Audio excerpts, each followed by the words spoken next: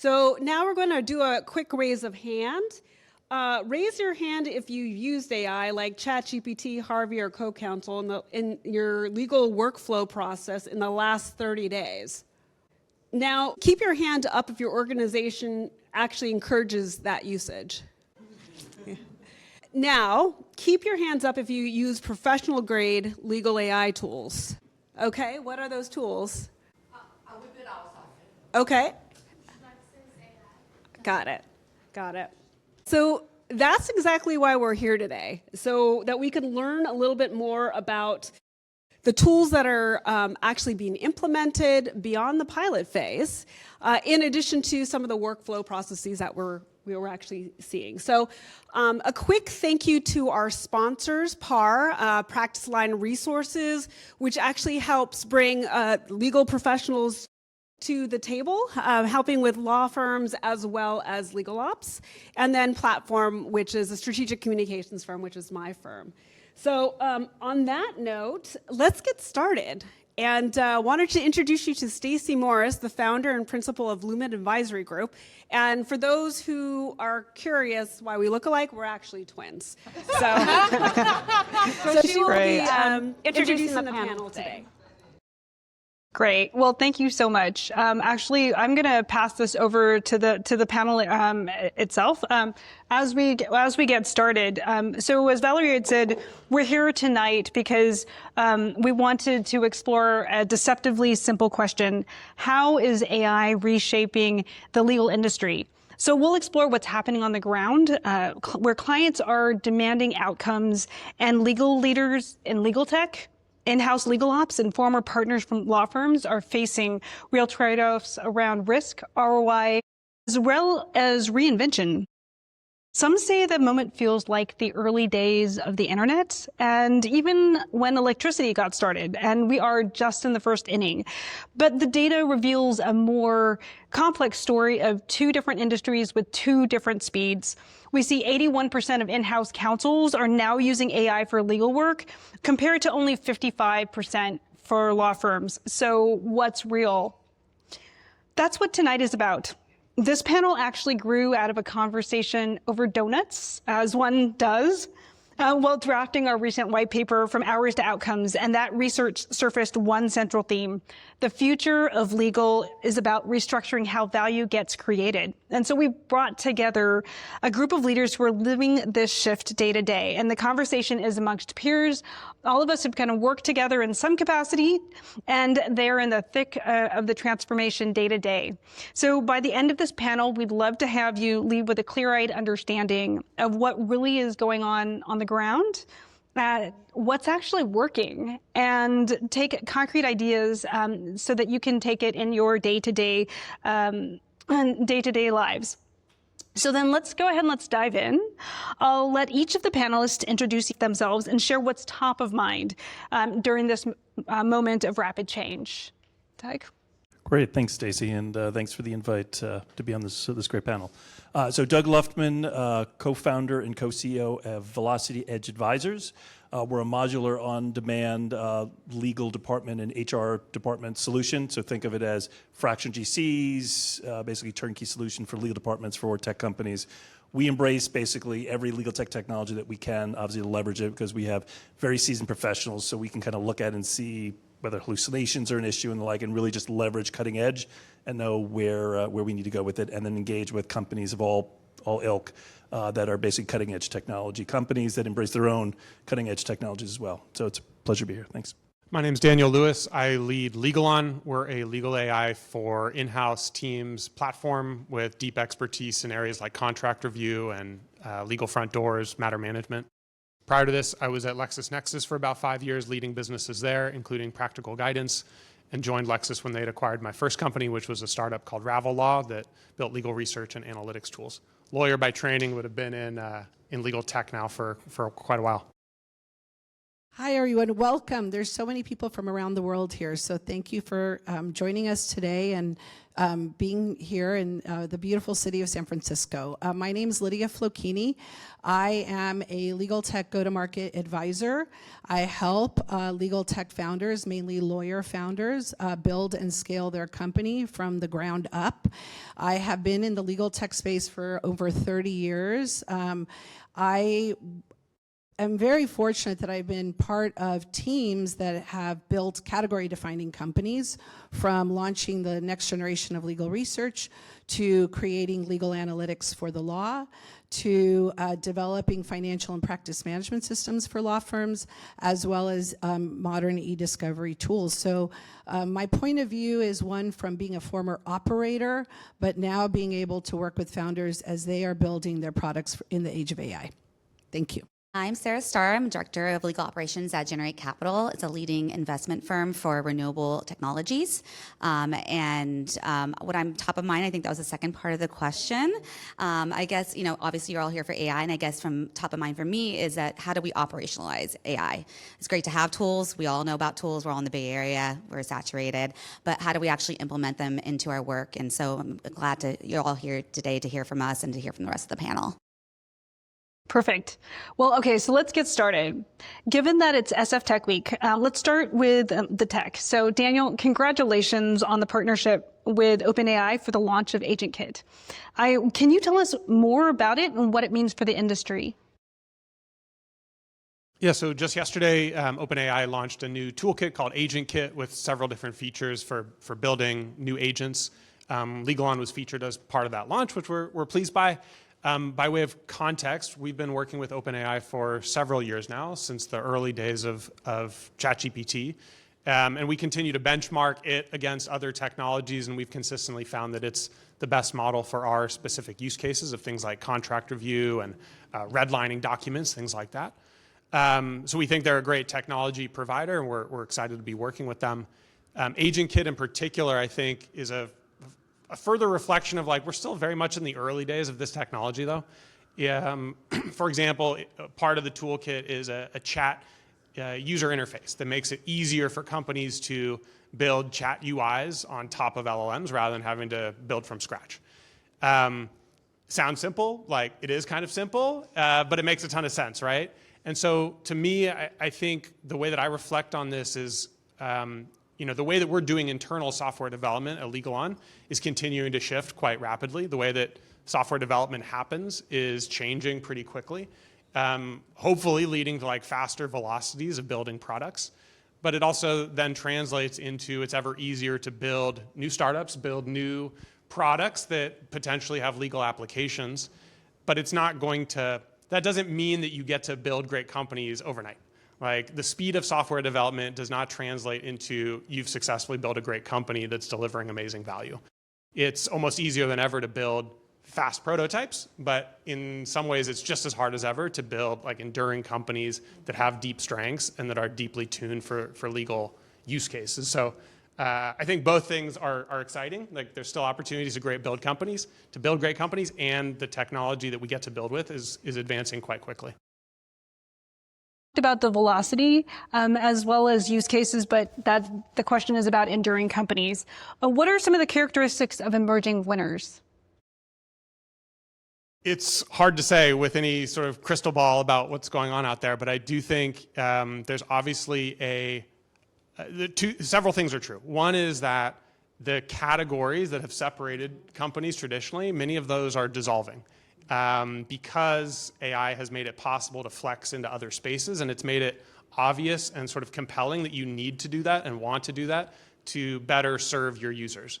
The things that you could use to build sort of very specific point solutions around, now it makes much more sense to also do that and start to do some adjacent spaces. There's a ton of companies that are getting started and funded today. Obviously, brand is more important than ever in terms of building awareness. With so many companies for people to learn about, being top of mind is very critical. So I think like the strategy for navigating how do you differentiate, how do you build companies that have a significant moat and a differentiation, and how you do that in a way where you're building brand alongside it, those two feel like very critical at this moment. Perfect. So building brand, but also adjacent categories. Doug, you've just started your own firm, Velocity. Do you want to tell us what you see with respect to what feels different about the AI cycle, as well as characteristics of emerging winners? Sure. I agree with what Daniel said, is that brand is definitely important. I think in addition to that, what I've been observing is I remember the days of document management systems, billing systems, and all these very rudimentary things where we were all like, this is great, but it's just slowly evolving. AI feels very different, is that it feels like that it's accelerating much quicker than any other type of technology that we've seen in the past. And so we're just very excited about where that's heading. Perfect. Okay, let's then deep dive into client pain points, because I know that's where the pressure is the loudest. And the end client, the GCs, are telling us that they don't want more tools, that they don't want more time tracking, but instead they want lower bills, better work product, more thoughtful services, where law firms are actually partnering, such as with Sherman investing in some legal tech or new pricing models. And we also see that 58% of GCs say they plan to reduce their reliance on outside counsel as they bring more capabilities in-house with AI.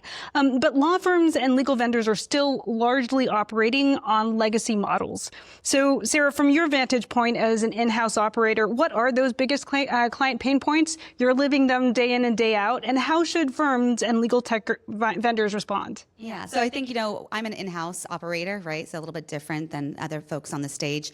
And really what we're feeling from our GC is, what is the impact you're making to the broader organization goals? That's kind of the message you're hearing from everybody at the time.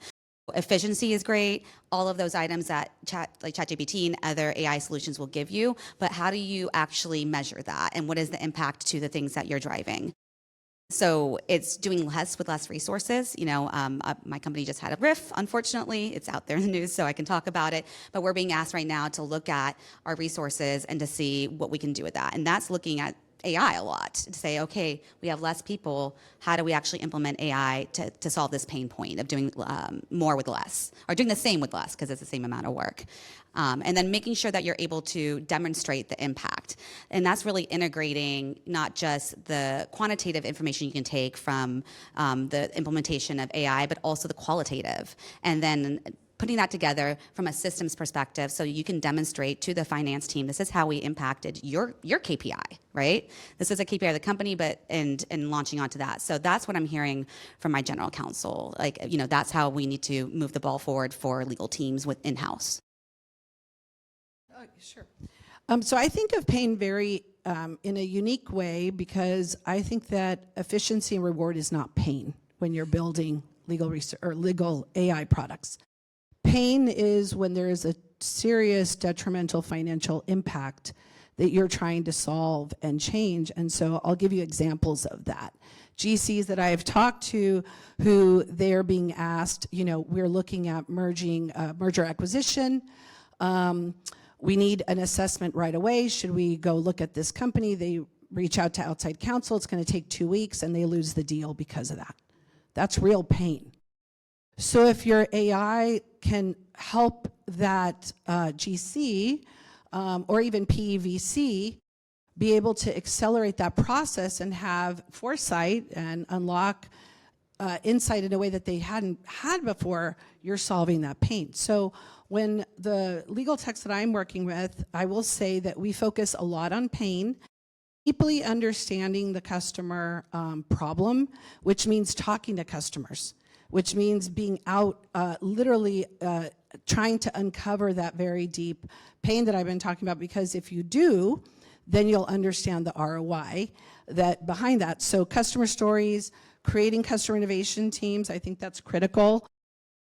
To your first question, it's actually a differentiator in building an enduring company, is if you put your customer at the center of everything you do, you are actually putting your product out there, go to market in their voice. And I will say just one other thing with ROI, and this is the thing I think about all the time, is ROI has many various forms. The most important ROI, though, is transformational ROI. When you actually look at the infrastructure and create a entirely new system or way of doing things. And if your company can do that, those are the companies that are going to win in this legal AI race, I will say, and actually lead and not compete. So just a little bit on ROI there, and pain. You're living this day in and day out, working with both legal counsel, law, as well as law firms. What's your take on this? Yeah, I think it goes back to, something, Sarah, you mentioned before with regard to, I'm representing as fractional general counsel a bunch of different tech companies, and we come in and we're kind of a turnkey solution of instantaneously creating a legal department. So the expectation is, with the instantaneous creation of a legal department, that you're also going to have the legal tech tools, you're going to be able to bring answers to market very, very quickly and get up to speed very quickly.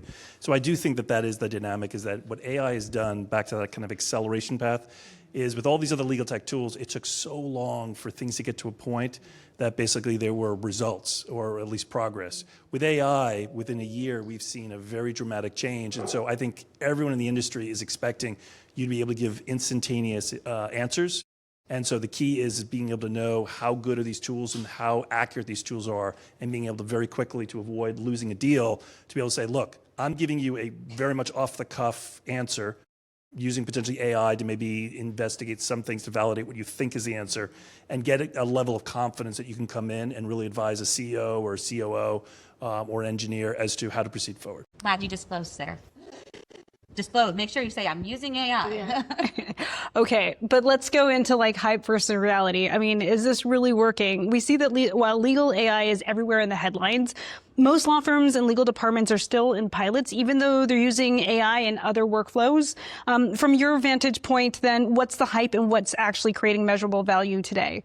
I'd probably go Doug and then Sarah. I think it depends how sophisticated counsel is that you're talking to. I think in-house counsel has always been ahead of the game with regard to understanding the tech. And I think law firms are still exploring things and still trying to embrace it as well. And I think there's also the headwinds of the structure of law firms is very, very different than a company. A GC can just say, do it, and you're able to do it. Management committee or a tech committee can say, do it, and then you've got to convince 30, 50, 100 attorneys, if not more, to do something and align. So I do think that there's a lot of hype out there from the standpoint of that you can instantaneously turn something on and it works. But I also think that the reality is that there are a lot of people that are doing some really interesting dynamic stuff already because they're familiar with the technology and they're embracing it and they're understanding the nuances of it. I think where you hear a lot of the hype are those that are really struggling to first understand it and using it before they understand how to use it. And you hear the horror stories of, people citing, fabricated cases in briefs, which they shouldn't have cut corners. They should know what the limitations are. And I think that's where the dynamic is knowing what is real versus what is potentially still exploratory. I mean, I still think we're in the first inning of AI with regard to how it's evolving. Yeah, I think there is a lot of hype, and obviously that's why people are here today, right? It's very exciting times, but I think that there's a lot of hype and there's a lot of nuance in the applications of AI. And so it does some things really well, like redlining we talked about, analytics, contract analytics, that does really well, but it's really bad at formatting, like simple things that you think it could do well. And so there is a lot of hype, but I think we haven't fully figured out how to integrate it into our existing workflows and processes. And that's where we're looking to other folks and to other companies to figure out, okay, how do we actually embed this into our current work? Is it going to be transformative, or we're going to completely just break the model, or are we integrating it? And I think we're at that inflection point where even for myself, I'm like, great, ChatGPT is great, but how do you integrate it into a workflow? I don't know. So I think, that's really part of where the hype misses it, is that there is a lot of nuance and context that you need for your use cases, as well as how you integrate that into your work. So, but I'm still excited about AI. Very cool. And so, Daniel, I don't necessarily want to put you on the spot. Given where Sarah was at with respect to that decision point, how do you handle that at Legal On? I agree with both, which is that there's definitely a lot of hype and there's some really serious, powerful use cases already. And both of those things can be true. I think if you think about the last 3 years, you saw small businesses, small law firms move the fastest, right, in year one. In year two, those folks were still moving, but you started to see some medium-sized businesses start to move. And in year three now, here we are, you finally are starting to see some large enterprises move. like there's kind of an exception that took place, which is a lot of large law firms announce things in year one. And I think results are kind of mixed across the board. Like some places are getting great value and some places are maybe underwhelmed. But there's really a big gap between, like, going back to the conversation about ROI. ROI in a law firm is very different than ROI in a business. ROI in a law firm is not about saving time.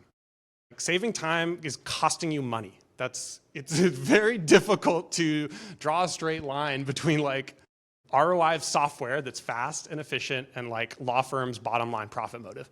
In a business, it's very clear and aligned. It's like legal teams that move faster, do faster turnarounds, can do more with less. Like it's a clear win and it's super obvious ROI. So I think the motivations of how organizations are moving and adapting and like what success looks like for them changes a lot depending on whether you're talking about law firms that are on a billable hour or in-house. And I think Doug's point is probably the most important one, which is like we're still very much in the early innings of this. Like, yes, maybe 80% of people are reporting that they're using Gen AI tools regularly. We're in the very early innings of this though, for sure. Okay, so that's, I wanted to, go ahead. I was going to add something really quick, is I think that when we think of time to value in AI, there are segments within the legal industry that are accelerating very fast. We're talking about in-house and large law firms, but when we're seeing small law firms or solo practitioners, legal aid societies, we're seeing some nonprofits where their legal teams are using AI. I think there was a recent article I saw last week, which is saying that adoption is probably the fastest because of limited resources and teams who are using AI. And so I think that there are pockets and areas where we're seeing very rapid adoption. I also think there's technologies that are the time to value is instant, especially if they have a PLG model where someone can just go on and start using the application and immediately start seeing the benefits, providing that confidentiality, privacy, security, and there's ethical considerations. But, and some technologies are just harder to implement and take more process. But I don't believe that you need a pilot all the time. I'm a little bit disruptive in that regard. Yeah. Okay, so then can you like give me some use cases where you see this in production and working well and fully adopted? In terms of AI, gosh, there's so many examples. I mean, I could say as an example, I was talking about this earlier, Queries is a legal conversational intelligence tool where an attorney can go and start in a client meeting, understand the issues, see prompts, real-time follow-up. I mean, instant time to value, we see this with some legal aid societies, just partnerships with state bar associations, immediate. I will say in M&A technology, where M&A attorneys or VCs, PEs are immediately, they've got a deal, upload all of the deal docs into a vault, automatically rename it, and are able to understand all of the risks, liabilities. I mean, it's amazing, right? These are things that would take hours to what we were saying to do, and now it's immediate. Legal on, the technology, and the ability to understand and analyze contracts and do all of that work. I mean, Sarah is, deeply involved in that is extraordinary. So I'll pass it to Sarah to give some. Yeah, no, I mean, I have some really good, the ones for me that are actually going to be better examples might not even just be Gen AI. It's kind of the analytics, I think, is where I've seen AI be really, really strong and when our company invaluable. So e-billing solution platform, that's been a big success for us. And think about it. It's been trained on data from law firms for 10 years. And now we're using it to help us reduce our legal spend by catching errors in billing. That's a really easy use case to like demonstrate ROI on, right? Things such as, ChatGPT and integrating that into your work is harder to show and demonstrate the impact that it has. But I think back to kind of what Lydia was saying earlier is like, that's where the transformation is going to happen. Those things that we're trying to figure out is where we're going to actually transform the actual way we work and get the most ROI out of it. But contract analytics has been just, we just sold a whole set of portfolio assets, I think over 100 distributed assets. So it's 100 solar facilities installed on top of different rooftops. And we use a combination of Glean and ChatGPT in order to help us dive and not send it out to a outside counsel to do our own diligence and look through our contract sets to do a scheduling. Normally you'd have to send that out to outside counsel, spend hundreds and hundreds of dollars for a junior attorney, maybe a paralegal to do the scheduling. And we're really easily able to show, hey, we have these tools, and we were able to take that and apply it to our use case here of this sale, and we're able to reduce a whole bunch of billable hours that would have been attributed to that deal, making that deal overall a better success. So, yeah. Great. Then let's get to renewals then. I mean, just because people have been through pilots, right? And legal tech vendors are now in this virtuous cycle of renewals of the land expand motion, right? So in that case, are you also creating business cases for that renewal? Yes. Yeah. No, I mean, the business cases, that's the strongest thing, for an in-house person. Again, this is, people will be selling to myself. I really need my vendors to understand what my business is, right? I think that Lydia talked about it before, right? Somebody recently came to me and was like, you got to buy this e-discovery tool. I'm like, we don't really do a lot of litigation. I'm glad he has AI in it, and that looks really cool, and maybe I'll do litigation later. But really focusing in on, what are the use cases across the organization? Where are the pain points in the other departments? We don't have a procurement department. So looking at, okay, how can, in legal, from a contracting standpoint, create a business use case around implementing some kind of AI function within our contracting to help the other teams within our organization? Hopefully that directly answers your question. Not quite sure. Definitely. No, it definitely does. And Daniel, I'd be curious to see about how your clients are making use cases. Business cases for renewal of your technology. Sure. So, we're still only a few years in, right? So companies that signed up for annual contracts, they've only gone through one renewal cycle yet. I wouldn't say that we're seeing dramatically different behaviors than we did with traditional software. But I do think one realization that folks have is that transforming how they do something like contracts doesn't change overnight, right? It does take some adjustment to figure out how do you work this into your processes in a way that makes you ultimately, 80% faster. And you can get those sorts of results. You really can. But people across an organization, if you have 100 attorneys in an organization, there's going to be 10 who are very tech fluent and early adopters, and you're going to have 20 that are I really don't want to touch the stuff unless you make me. And you're going to have a lot who are in the middle, where it's the train is kind of leaving, and I don't want to miss it, but I don't quite know how to get on it, right? And so that's taking time. People are moving a lot slower than the technology's moving right now. But I think being able for folks to get in, not expect that overnight they're going to get dramatically better results, but what are they looking for, and are they setting realistic expectations 3 months in, 6 months in, a year in, so that when that renewal comes around, whenever it is, they're able to talk about, oh yeah, this sped up our deal cycles by X%. This helped us increase our consistency across the team, so that when somebody went out on paternity leave, it was no problem to cover it, right? These are some of the classic things that AI is now delivering value around, and maybe new ways of talking about ROI. Very cool. Well, thank you. Moving on to business model reinvention, because we've talked about how do you go ahead and reimagine workflows, for example. Let's talk about reimagining the business. Technology just doesn't speed up the way we work, but it changes how we actually charge for us. And we were talking about incentives, or kind of misaligned incentives. And that brings up the race to zero fallacy mentioned in the white paper, the fear that efficiency destroys revenue. And AI is surfacing deep structural questions about how legal services are priced and delivered. We talked a little bit about that too. So all of that to say, it opens new models, flat fees, subscriptions, as well as productized services. How do we encourage law firms to think about it, as well as think beyond the billable hour? Doug? Sure. So a couple things I think that we said, I'll try to kind of integrate into this. One was, I think, the billable hour concept has, for the longest time, remember the days of the GC of Cisco saying, billable hour is dead, he's going to force, law firms continually decrease 10% every year, decrease. And it just hasn't happened the way that we had hoped it would. And I think the reason is because there is a shift going on now, which we had hoped earlier, which is going to result-based kind of billing. As a general counsel, I don't care how many hours you bill. I don't care what your billing rate is. All I want to know is I need to get this specific thing done, and I know it generally costs this much to get it done. And my hope is over time, as you build expertise in that area, that it'll actually decrease the amount of time and expense it's going to take going forward. And I think that's where kind of the Gen AI type of environment comes in. I mean, I think you mentioned before, the general application of application versus specific ones, like let's say contract lifecycle management and the like, was a point solution. And as I think, Stacie, you mentioned earlier today, you said that GCs don't want more tools.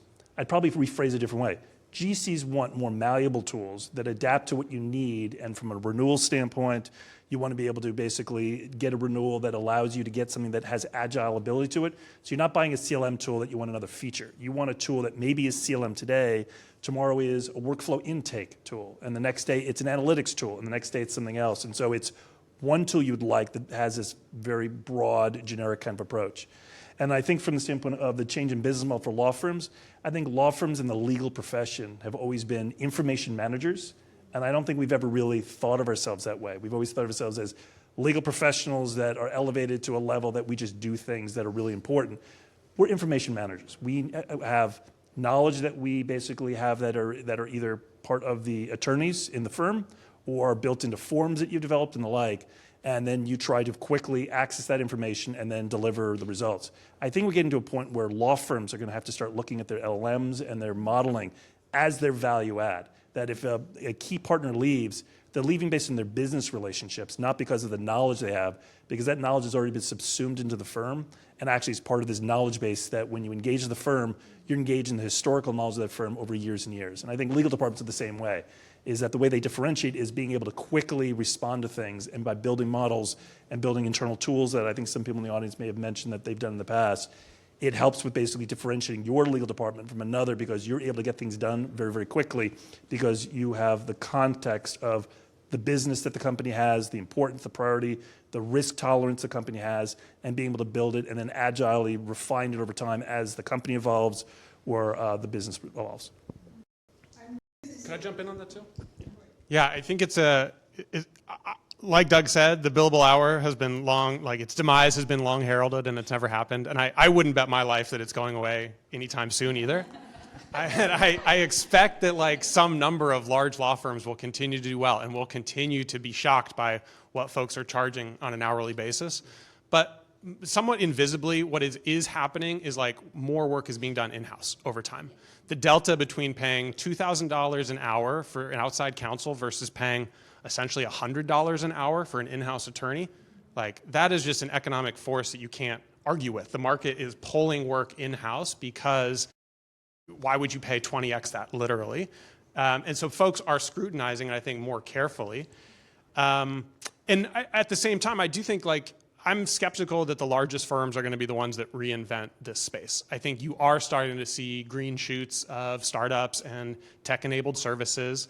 Tech-enabled services, again, like folks may be familiar with a company called Atrium that essentially like nuked the tech-enabled space 5 years ago. And for several years, you could not fund a business that was tech-enabled legal. It's good to see that re-emerging.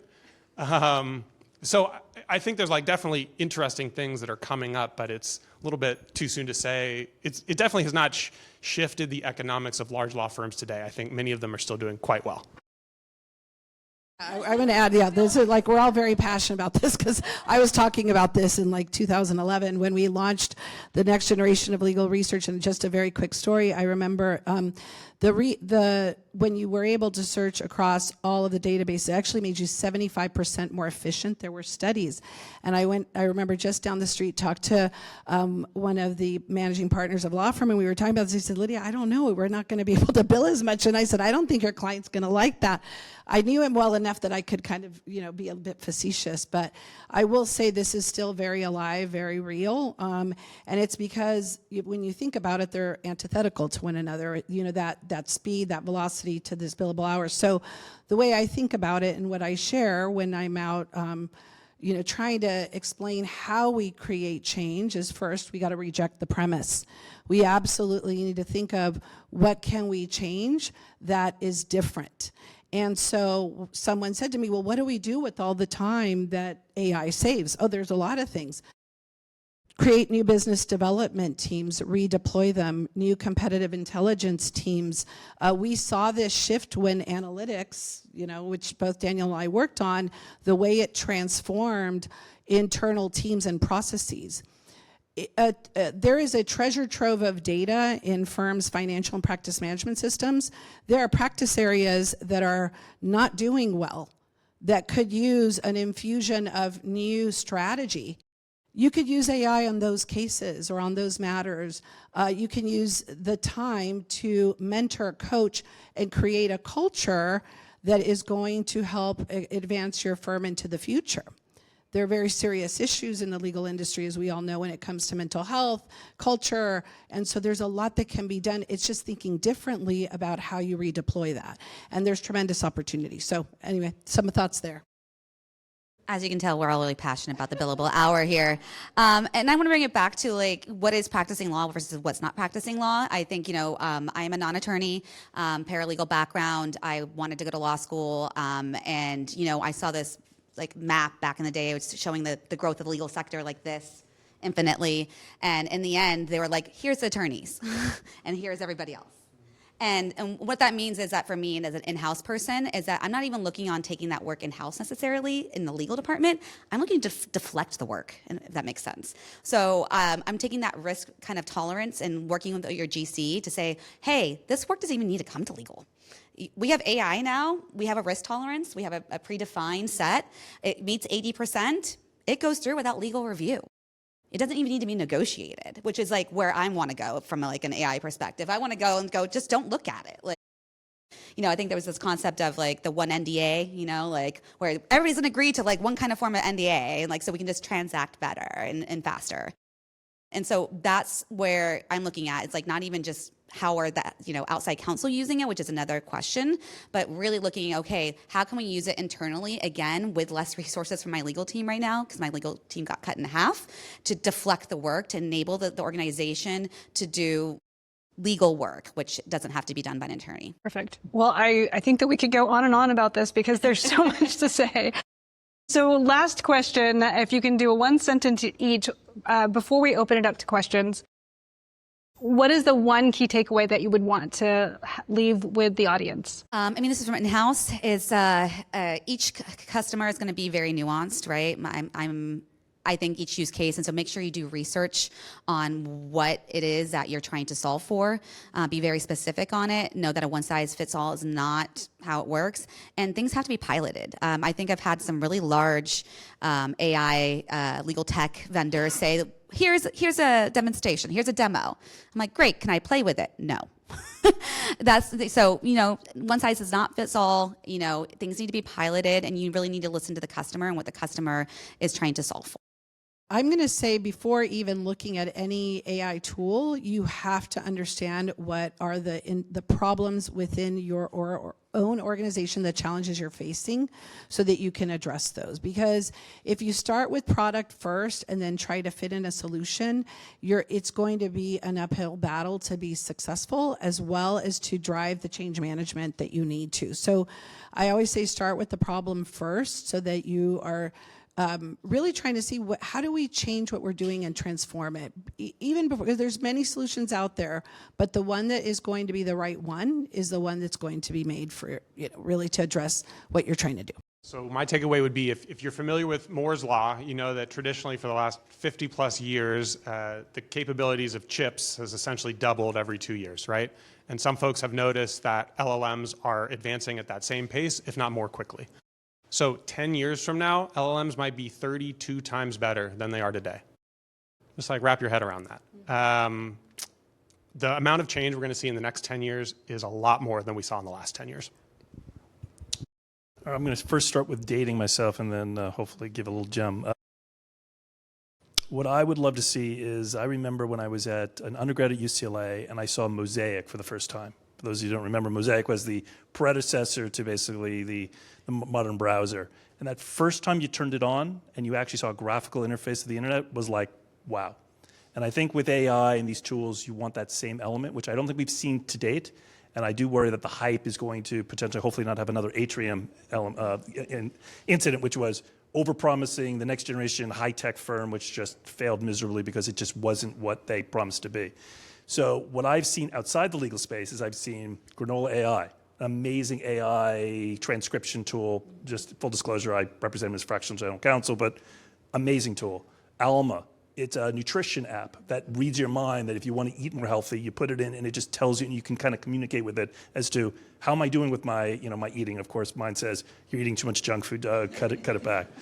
I think we want to see that same thing in the legal space, is something where you just, when you turn it on and you use it, it just works and it just wows you. And I think we're maybe a year away from seeing that. I feel like we're at kind of the, again, early stages, but I think in the next year, we're going to see some really, really exciting stuff. And look to all you that are vendors to create some pretty cool things, and you got a commitment from me that I will be the first to beta your stuff and dig into it.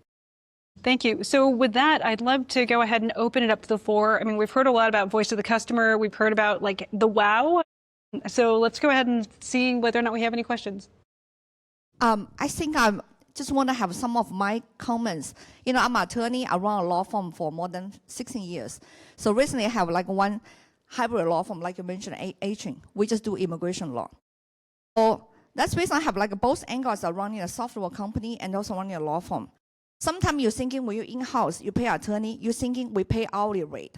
But in fact, when we attorney deliver the service, the money we charge is not only the time the attorney delivered for that time period. Because when you pay money to attorney, it means there's like a guarantee, which means your work will be done by a reasonable, competent attorney to perform the work. And also, if the work was done mess up, which means all we attorney will have more practice insurance. If anything wrong, you maybe only pay us a few $1,000s. We're going to end up like, guarantee pay you back like a few $1 million. That's the reason I want to think is like, this is like one thing why the industry cannot really be defined by doing the work, quickly solve everything. So I think right now when we have the software, there's two ways. One way is people thinking, hey, we want to replace the attorney, we want to use AI to replace the attorney. In that case, which means people maybe get to work quick, everything as well, but no one give you this kind of guarantee. You lose the guarantee. No one is going to pay something massive. No one going to pay you back a few $1 million. No one doing that. No one can guarantee the reasonable attorney handle the work is one thing. When we deal with the consumer, when do have a lot of AI tech, kind of mentioned I want to replace the attorney. But for me, it's like when I do the AI tech, I'm more thinking about how can we make attorneys work, like, try to empower the attorney. So I really don't think it's like when the technology gets quicker, maybe you can make the deliver the legal work can be much faster. But I don't really thinking you can reduce time to the limits because, I think that why, in my mind, what kind of attorney cannot be replaced by AI? I do foresee like, AI can replace all the transaction work because right now AI have a large language model. They can learn much more in the legal way, transaction, contract, everything as well, have more data.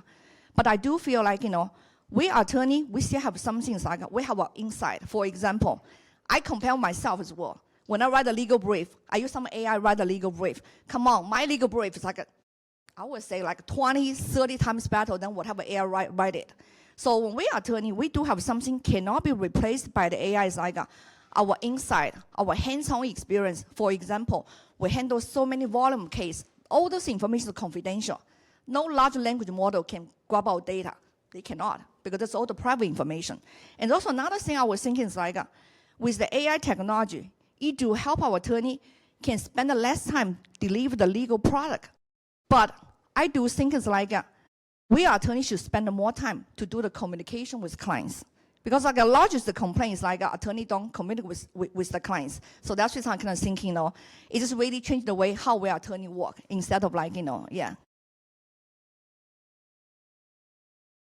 Lucy, those are great points. And I will say, one thing we didn't address was a shift towards outcome-based value-based pricing, right? Looking at outcomes, and this is when I was referencing the shifts that we're seeing with solos, small law firms, mid-sized practitioners who do use those models. I mean, it is very interesting to see how they're shifting the work to higher value work, more with their clients, being able to focus on the strategy. I think AI is a force multiplier to the attorney, right? So I don't think AI will replace attorneys. I think AI will replace attorneys who don't use AI. So it will be attorneys who use AI will replace those that don't. So that's the key. But anyway. Everybody's going to be using AI constantly, inextricably in their work a few years from now. So I'm not loving the phrase of like lawyers who use AI will replace, because everybody's going to be using it. One business model that we've actually been exploring is subscription-based services. Again, back to this turnkey solution. We go into a company and say, hey, look, you really don't want the billable hour. You really don't want project-based billing. What you really want is either a full-time head, part-time department, whatever it might be. This is basically the amount of money we think it's worth to you. If you agree, we'll deliver it. And at the end, every month, you go, am I delivering that value? If the answer is yes, success. If the answer is no, let's figure out what's not working and proceed forward. So I think that the practice of law, the use of AI technology is really going to head in that direction where AI is going to be an enabler to basically help people to basically deliver the value. The one concern I do have, and I don't think you said this, but it struck me when you said it, is my biggest concern is non-lawyers using legal tech tools to become lawyers. That, I think, is the biggest problematic. And it's not because I want to protect the practice of law. It's that there's an element of it that I've gotten a lot of things coming back to me these days where they're running Gen AI saying, well, the answer is X. And it's like, where are you getting this from? And the amount of time to deprogram them to get them to the right answer is more than probably them having come to us. Yes, and I will say that has anybody ever used the Big Four or possibly a McKinsey or a Bain? Okay, so I will say that what I have seen traditionally is that instead of implementation partners or even strategic partners, you actually just hire these people to go ahead and feed them your information and your data to get them the stamp of approval at the board level. And then after that, everything comes on through. So you're basically the master puppeteer internally in order to go ahead and make sure that the lawyers, or in this case, McKinsey, is actually providing the right information to turn boards and make decisions. So all of that to say, like, yes, lawyers will have a place. I think the question is where and how. So, okay, next question. Can I take the opportunity actually to ask a question, and I'm going to pass around? So I was wondering, I imagine a lot of lawyers right now are interested in implementing AI into their day-to-day work, right? But it's not that easy, especially if you have been in practice for a while, and not everybody encountered this in law school, etc. What can be done from the educational perspective to involve more lawyers and to actually make it a little bit more of a liberal market to help more people, essentially, right? To make lawyers more efficient? Okay.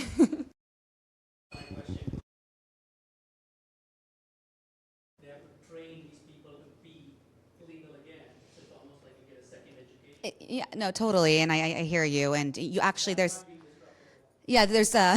actually some really good classes coming up at like UC Berkeley, actually, that on legal operations. There is more education coming around on this. Obviously, I'm kind of at the forefront of that because I work in legal operations, and so it's really important to rely on. Say you don't even have a legal operator like myself in house, relying on different, fraction counsel as well as other services, so that would actually teach and learn you and bring you in. And this is not exclusive to lawyers, right? Everybody's trying to figure out how to use it, right? Education around it is bad for everybody in the workplace. So really, it's getting out there, making sure you have somebody that is tasked with that, right? It might be on top of their day job. I actually have a senior attorney who spent 30 hours on creating custom GPTs. I don't know if I really wanted him to do that, but he went and did it. But it's getting certain people to be, at the forefront of that, and then educating the folks around them, saying, hey, look how great this tool is. Here's the resources that worked for me. We've also partnered with, I think, law firms. Some law firms are ahead of the game. Oric has an innovation lab. I really love Oric's team, and they are really at the head. And we've done prompt engineering, educational trainings internally. We've also done kind of what is the ethics around all of that. So there is specific classes out there, and there is a lot starting to pop up. It's, again, because it's moving so quickly, we're trying to catch up with it. Like, what is this? How are we going to apply this? And what are the risks? And again, never going to practice law. Attorneys are great. I will always need my attorney. There's times where I'm like, hey, Tuka, you got to take this one. But it's looking at what work should be going there. How do we get the most value out of that? And I agree, back to the subscriptions. I love the subscription model. I do that. We've done flat fees with certain law firms and subscription models with ASLPs too. I think they go really well, and it's been a great partnership. So.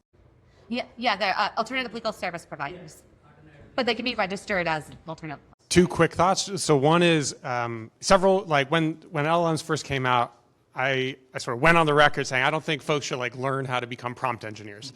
And I still hold by that. I think it's like the tools will get better. You don't need to become a prompting expert. But I think I did discount that a lot of folks do need to learn the basics. Like when ChatGPT 5 came out, and all of a sudden people realize that there's a difference between a reasoning model and like a fast thinking model. You're like, oh yeah, like people are still coming along. They're like understanding some of the core things here.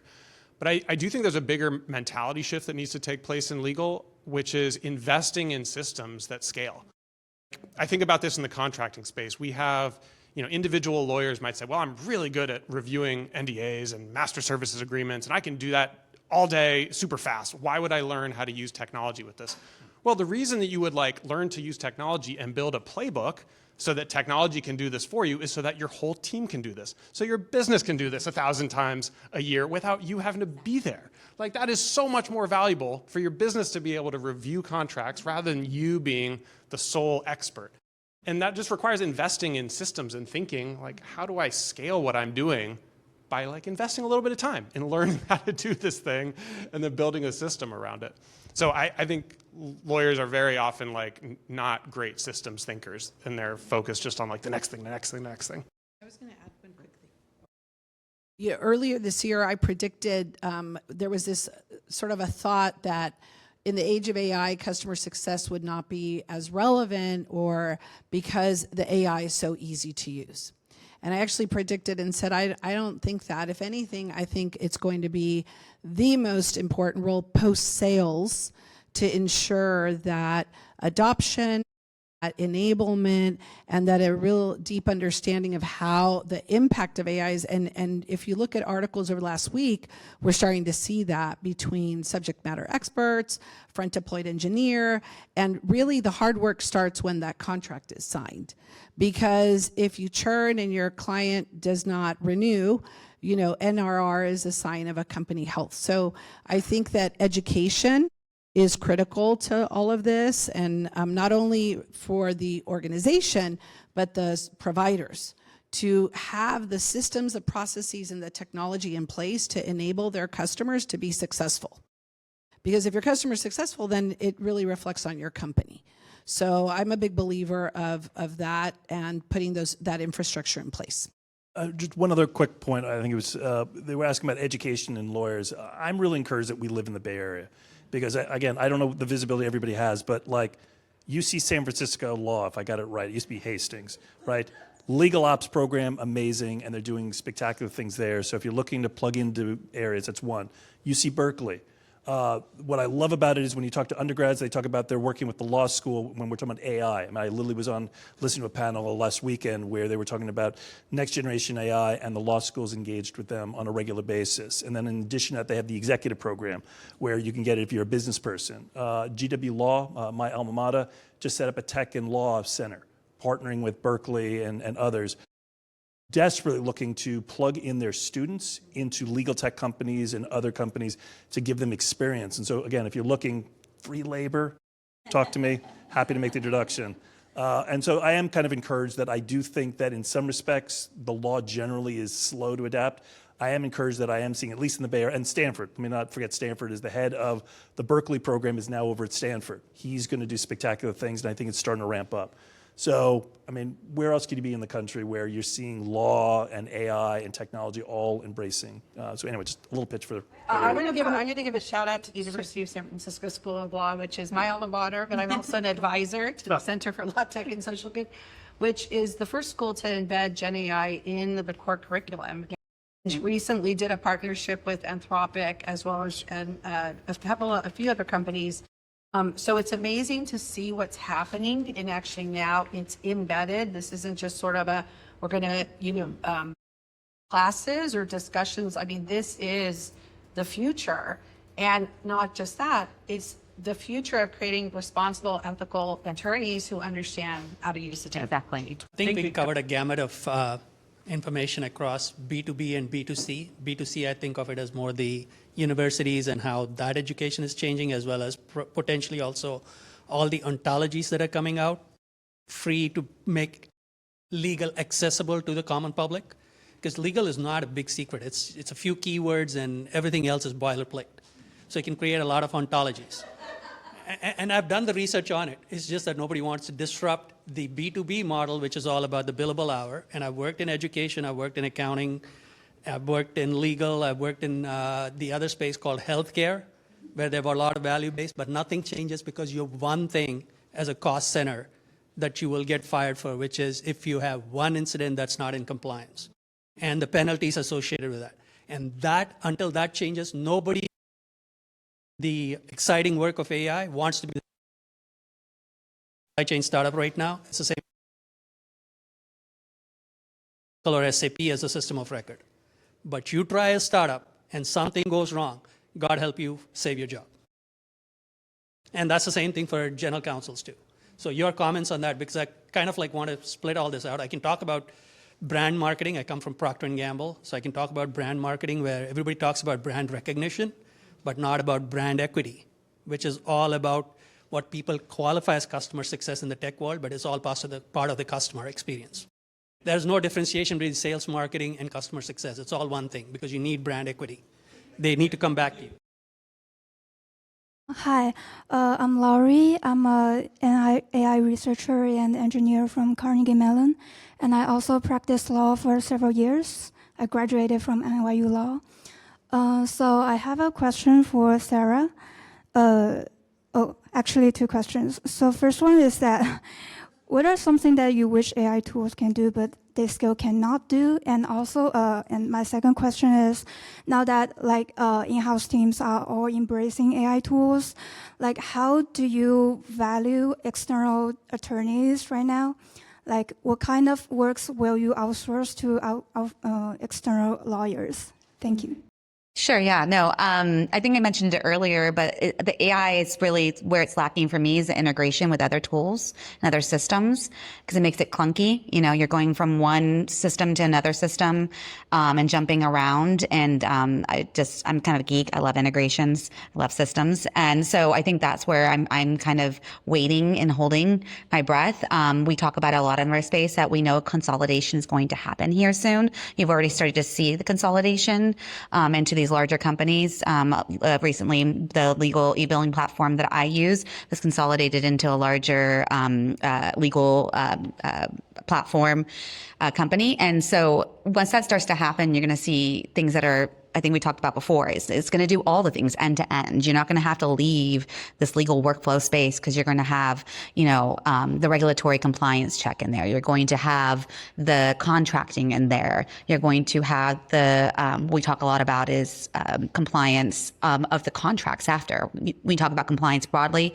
You can think about it in different aspects, but like, how do you look back? And there's some really cool tools showing you like, you have this obligation and we're going to set a reminder, and it's from the contract, and it's going to be automatic. So end to end, you have the origination of kind of the deal or whatever you're working on, the transaction, and then you have all the other key points of workflows within that. So you don't have to exit that system. And I think that's where AI is lacking for me. It's great, it helps me, but without having that end to end, it's really hard to demonstrate the impact. So, and then for outside counsel, I mean, we're looking at that consistently, like what makes sense, and I think it's not, again, a one size fits all, because it depends on what's in your house at your time. In houses like in my house, you know, what is fluctuating. My business fluctuates too. Sometimes we have a funds business. The funds business is popping, you know, and that's really highly regulated. And other times it's like, oh no, now we're doing a lot of sales over here on the asset management side. So you have to understand which resources you go to for which use cases or for which transactions you're working on. And we're looking at it consistently. And I take an agile methodology to everything that we do anyways, which is that I consistently stopping and going, okay, are we on the right path? Is this actually working or do we need to pivot? And consistently doing that. So that's how I approach using outside counsel. Perfect. Thank you so much. I think that in the interest of time, 2 quick questions, but not multi-part. Hey guys. Hi, I'm Yuri, investor based in San Francisco. So, I mean, it makes sense for AI tools to, you know, transform like contract review process or in-house work, because like as Doug mentioned, for a lot of in-house work, a non-attorney can do it like law clerk or a paralegal.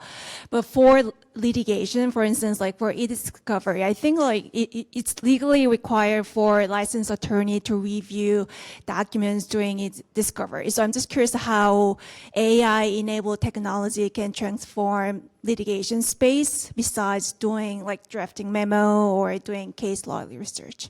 I can add too. I mean, and Valerie, I mean, I actually, you know, I worked at Logical, which was a modern e-discovery platform, and I loved everything that the technology did at that time and we were using machine learning, natural language processing in terms of the way we would collaborate with outside and in-house counsel.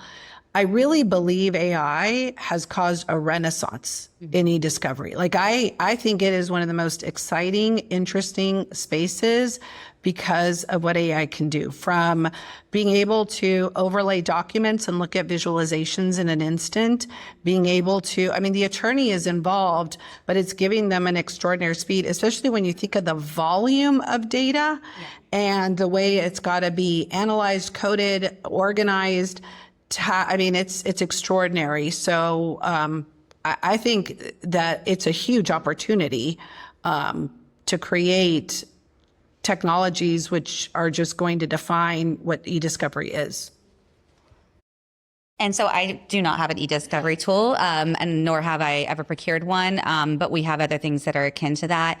And I think to Lydia's point that a lot of information that e-discovery tools or things that are akin to that, like we have a global communications monitoring tool and some other tools that we use that kind of layer over and stopgap solution for e-discovery, is that you start to glean, I'm gonna use Glean because Glean does this too, like other information and other business insights.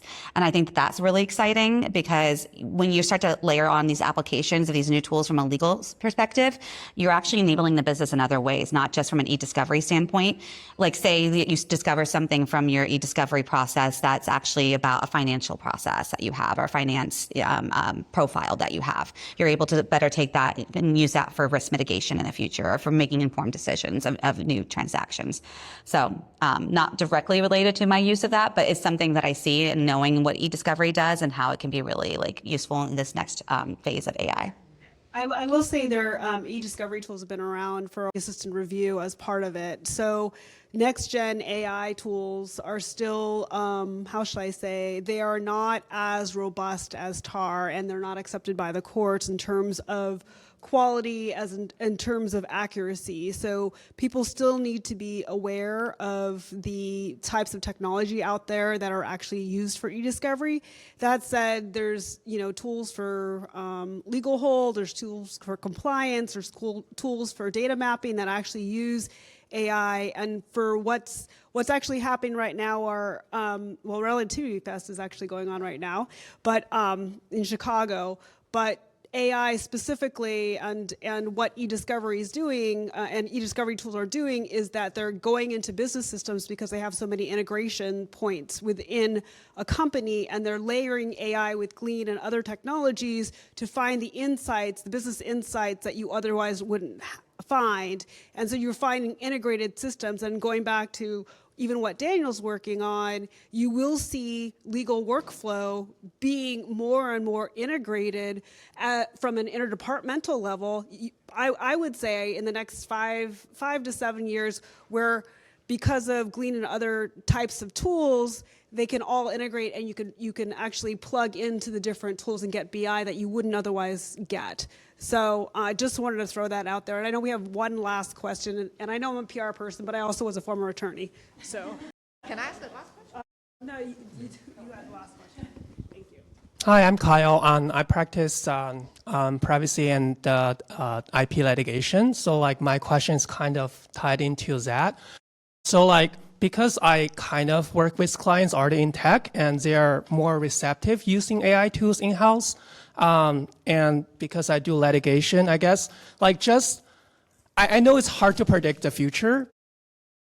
You know, like given the large language models or like small language models in-house they're using, when we're talking about brief writing or, you know, strategies for litigation, do you see the models themselves when they already, you know, like reading all the briefs, specifically, let's say, hypothetically, client A, they basically put all their previous briefs and motions related to software copyright litigations there.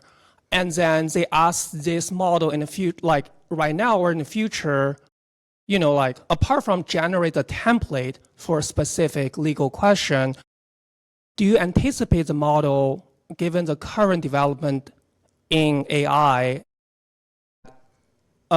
some kind of a newer strategy, or it will be generating basically something that's derived from the past